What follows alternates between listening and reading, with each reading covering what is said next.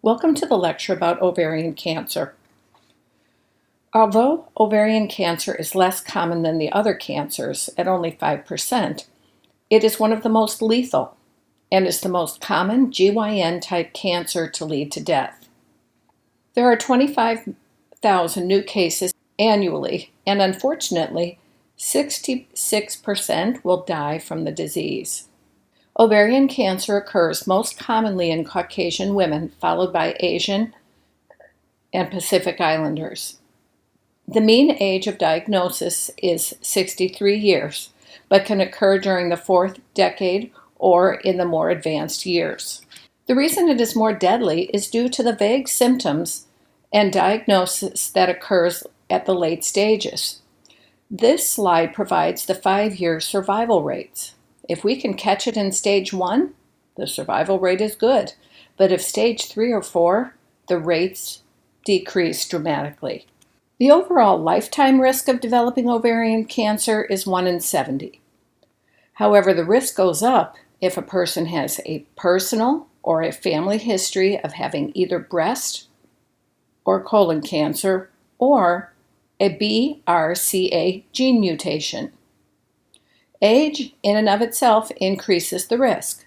The older you are, the greater the risk.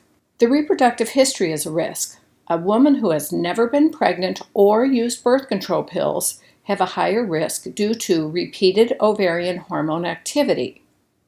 When on a birth control pill, the ovaries are actually sleeping, so this reduces a woman's risk for ovarian cancer. Similar to breast cancer, obese women have a higher risk of developing ovarian cancer due to the higher levels of estrogen and irregular menses. The signs and symptoms of ovarian cancer are vague until the more advanced stage. These symptoms need to be present for at least 2 weeks. My sister presented with 3 very large ovarian masses and was staged at ovarian cancer 2B. The only symptoms she felt was feeling tighter in the abdomen when she bent down to tie her shoes. The signs and symptoms listed here make sense. A mass in the abdomen, impeding gut function, blood flow, and movement of the diaphragm, especially if ascites is present, will lead to feelings of bloating, constipation, indigestion, reflux, and early satiety. They'll also lead to shortness of breath. Therefore, the woman may complain of pelvic pressure, constipation, difficulty urinating, and bloating, among other things.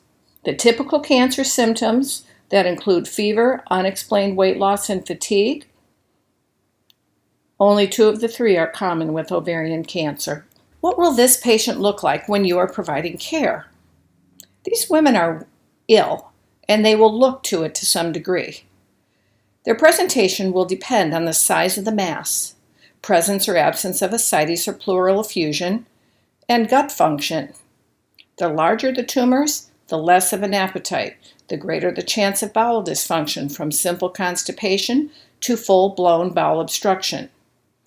Your assessments need to focus on these areas, including palpating the abdomen for presence of the mass.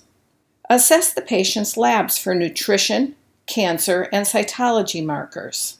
Assess her electrolytes, total protein, albumin, globulin, renal function, hemoglobin, CA-125, and possibly a CEA or an AFP, which are tumor markers. These will give you an idea of how ill the patient is at the time of admission and will help focus your plan of care. Not all patients will have the ovarian cancer diagnosis on admission. It may be discovered in the workup for an acute bowel obstruction or failure to thrive. Diagnostic testing is based on clinical symptoms. The U.S. Preventive Task Force no longer recommends screening for ovarian cancer on all women. Only screen if there are risk factors. The screening tests include a CA-125, which is a blood test, and a transvaginal ultrasound. Keep in mind, these are screening tests, not diagnostic testing. If something is found, the patient will be sent for an abdominal and pelvic CT or MRI, a chest X-ray, and a mammogram to determine size and metastasis of the cancer. If the patient has primarily GI symptoms, she will be sent for an EGD, barium enema, and/or an upper GI. It is the nurse's responsibility to provide an explanation of all the diagnostic tests to the patient and family.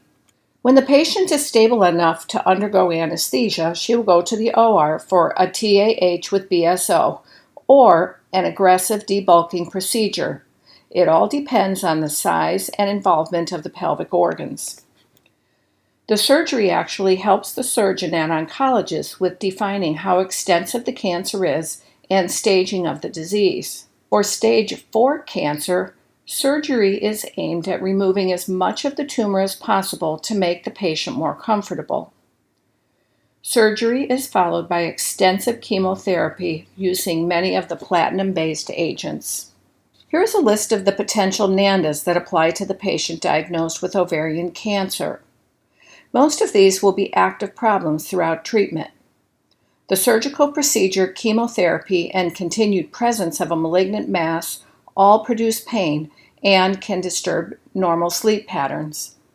The more ascites present, the more uncomfortable the patient will be. Disturbed body image related to hair loss, ascites, presence of a colostomy, and post-hysterectomy are short and long-term problems. After hysterectomy, and if she ends up with an ileostomy or colostomy, produces body image disturbance also. This patient has a huge knowledge deficit about the cancer, the anticipated treatments, and the short and long-term effects of this diagnosis. You will provide care to a patient with ovarian cancer in the OR, PACU, ER, oncology unit, and the med-surg floors due to the risks of complications associated with advanced disease. The immediate post-op needs should focus on monitoring fluid and electrolyte balance, especially if she has ascites. Monitor strict I&O, check electrolyte results, and provide IV fluids. Some patients may need a few doses of albumin to help with fluid shift back into the vascular spaces. If the surgery was long and complex, the patient may require a blood transfusion. Unlike our healthy postpartum women who can easily recover from a postpartum hemorrhage, these women are sick and are less tolerant of a drop in hemoglobin. Management of ascites includes assisting the MD with paracentesis at the bedside. Some women have 500 to 1,000 mLs aspirated as often as once daily. Administration of potassium-sparing diuretics may be ordered, and the patient may be put on a fluid restriction until balance is achieved. She has an increased risk of impaired bowel function from the surgery, the tumor, especially if remnants are left behind, and narcotics given for pain management. Assess the patient's gut function. Are bowel sounds present? Is she nauseated, vomiting? Assess for passage of stool, the character and volume of the stool. If the patient had tumor resected off the bowel, she may have a colostomy or ileostomy, so provide care to the new ostomy site. Patients with ovarian cancer have a high risk for developing a DVT or PE. Therefore, early ambulation needs to occur. When in bed, the patient needs SCDs and may be on sub-Q Lovenox twice a day.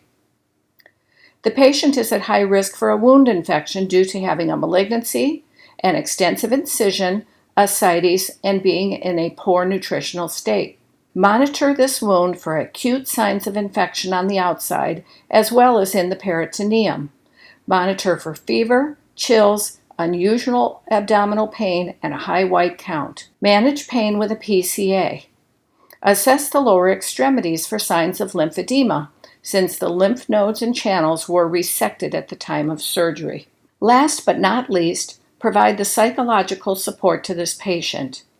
She will grieve the loss of her body parts and loss of fertility, and perhaps she may feel she is no longer a sexual being. If the patient is premenopausal at the time of diagnosis, the surgical resection will put her into immediate menopause with all of its signs and symptoms. Assessing her coping mechanisms and support systems is important. She will need to lean on everyone to get through recovery of this cancer. If this patient is not responding to therapy, the nurse must help her as she goes through the steps proceeding to death, including comfort care. This ends the lecture on ovarian cancer.